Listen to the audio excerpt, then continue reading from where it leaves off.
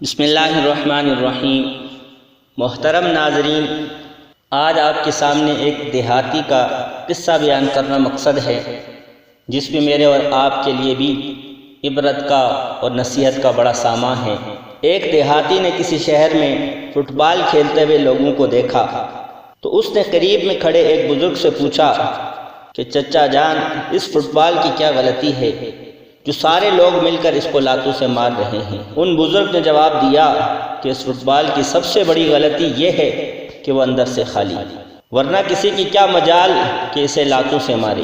اس واقعے میں میرے اور آپ کے لیے سبق یہ ہے کہ موجودہ دور میں ہم مسلمانوں کا یہی حال ہے، ہم اندر سے خالی ہو گئے ایمان کی طاقت سے، تو جس کا نتیجہ یہ ہے کہ ہر طرف سے مسلمانوں پر کفار چڑھ دوڑتے ہیں، ہر طرح کے لوگ آنکھیں دکھاتے ہیں۔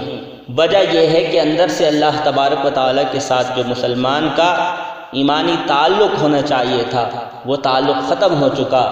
آج ہمیں اس بات کی فکر تو رہتی ہے کہ لوگوں کے ساتھ ہم تعلق بنانے کی فکر کرتے ہیں، لوگوں کے ساتھ رشتے بنانے کی کوشش کرتے ہیں، لیکن ہم نے اپنی بغاوت کے ذریعے سے، اپنی نافرمانیوں کے ذریعے سے اپنے رب کے ساتھ اپنے رشتے کو کمزور کر دیا ہے، جس کی وجہ سے یہ حال ہو رہا ہے۔